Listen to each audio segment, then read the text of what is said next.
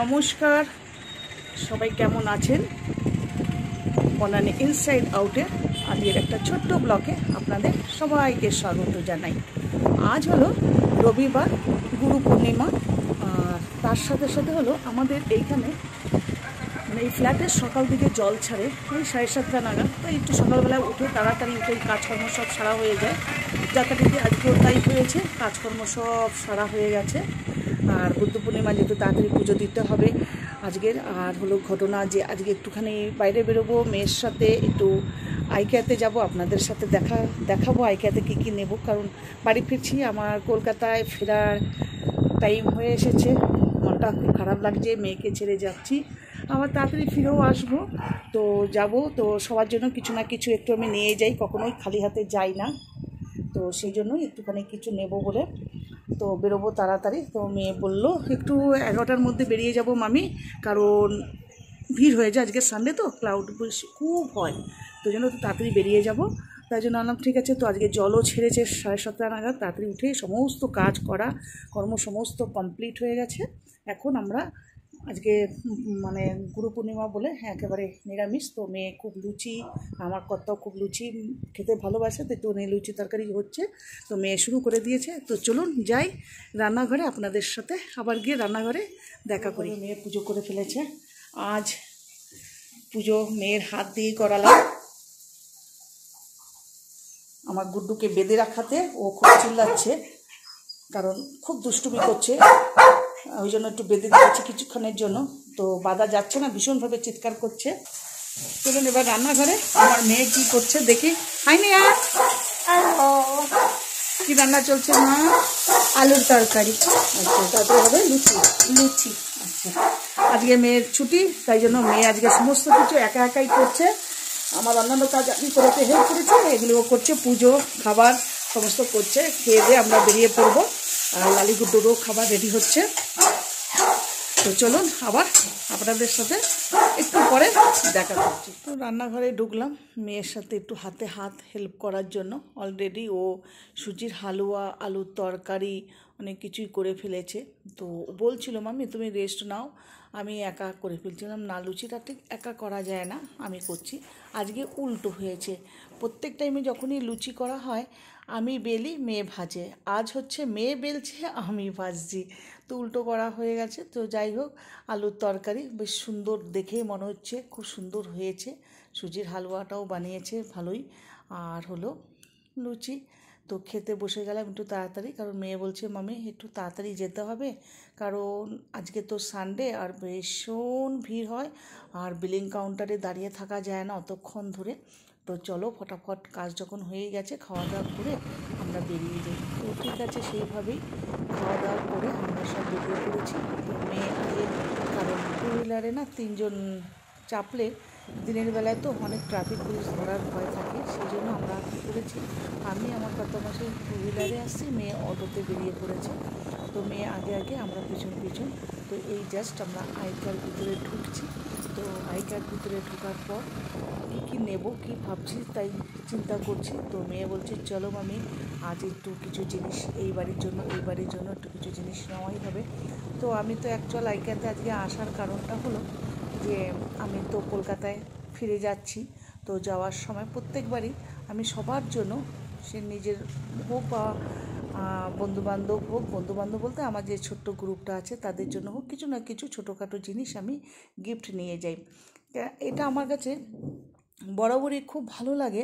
শুধু আজকে নতুন নয়, এর আগেও আমি যখন ব্যাঙ্গালোরে থাকতাম, বাড়ি ফিরতাম, সবার জন্য কিছু না কিছু আমি নিয়ে যেতাম। অ্যাকচুয়াল কী হয়, ওরাও তো একটু ভাবে যে আসছে এতদিন পর, একটু কিছু তো আনবেই, বা আমারও দিতেও ভীষণ ভালো লাগে।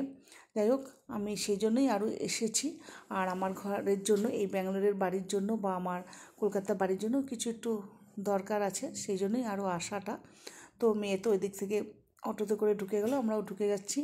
এবারে শীতে আমরা গিয়ে পৌঁছবো একদম 50% ডিসকাউন্টে। অ্যাকচুয়াল 50% ডিসকাউন্টে কিছু কিছু একটু ডিফেক্ট থাকে, বোঝা যায় না কি ডিফেক্ট আছে না আছে, বেশ ভালোই জিনিসগুলো থাকে, 50% ডিসকাউন্টে ওগুলি পাওয়া যায়। তো সেই জন্যই আমরা প্রথমেই 50% ডিসকাউন্টে ঢুকে গেলাম। আর দেখি কি পাওয়া যাচ্ছে ভিতরে। তো মেয়ে বলছে চলো মামি, যদি কিছু পছন্দ হয় সেরকমই নেবে, মানে যা কোনো মানে অকাজ মানে যেগুলি দরকার নেই সেগুলি নেওয়ার কোনো প্রয়োজনই নেই। তো অ্যাকচুয়াল আমার মেয়েও এখান থেকে কিছুদিন আগে এই 50% ডিসকাউন্ট থেকে একটা সোফা নিয়ে গেছিলো, তাই দেখাচ্ছে আমাকে, মামি সোফাটা কেমন লাগছে দেখো। আর ওইদিকে আমার কর্তামশাইকে পাঠিয়ে দিয়েছিলাম আমি একটা ট্রলি আনার জন্য, তো ট্রলি নিয়ে চলে এসেছি। তো প্রথমে আমি এটা একটা তুললাম, বেশ কি এই গাছের মতন দেখতে বেশ ভালো লাগছিলো। তারপরে পরে ডিসাইড করব কোনটা নেব না। তো সেই জন্যই মেয়ের আমি আমার কর্তামশাই তিনজন তিন দিকে চলে গেছি দেখার জন্য। আর ওদিক থেকে 50% ডিসকাউন্টে মোটামুটি দরকারি যেসব জিনিস ছিল সেগুলি আমরা নিয়ে নিয়েছি। এবারে চলে এসেছি আমরা এখানে যত আর্টিফিশিয়াল ফ্লাওয়ার্স, তারপরে প্ল্যান্ট, তারপরে ফ্লাওয়ার ভাস, মানে অপূর্ব, তারপরে ক্যান্ডেল স্ট্যান্ড, মোমবাতি, বিভিন্ন টাইপের খুব সুগন্ধ জিনিস পাওয়া যায়। তো এখানটা প্রথমে আমরা ঢুকে পড়েছি ওইখানে 50% ডিসকাউন্ট থেকে এখানে এসে। তো এইবারে ওইখান থেকে ফ্লাওয়ার, অবশ্য আমি আর্টিফিশিয়াল ফ্লাওয়ার নিই, এর আগেই অনেকগুলো নিয়ে গিয়েছিলাম, সেই জন্য বললাম যে না, দেখতে বেশ ভালো ছিল। কারণ অ্যাকচুয়াল আমার এখানে ঢোকার কারণটাই ছিল এই যে প্ল্যান্ট নেওয়া, অরিজিনাল প্ল্যান্ট নেওয়া। কারণ এটা ব্যাম্বু ট্রি, এর আগের বার একবার নিয়েছিলাম, তো কারণবশত হয়তো জল একটু কম দিয়েছে বা কিছু একটা কারণবশত গাছটা একটু নষ্ট হয়ে গিয়েছিলো, সেই জন্য আবার আরেকটা গাছ কিনে নিলাম। তো নিয়ে আমরা চলে আসলাম একটা জায়গাতে, এসে বসলাম। তো বসার পর মেয়ে বললো মামি আমার না একটু ব্যাক পেন করছে, আমি আর উপরে যেতে পারবো না, তো তুমি আর বাপি চলে যাও না উপরে, গিয়ে তোমার আর যেটা দরকার সেটা নিয়ে আসো। তা বললাম ঠিক আছে, তুই রেস্ট নে, আর আমি যাচ্ছি উপরে। তো উপরে এখানে চলে আসলাম আমি কিচেনের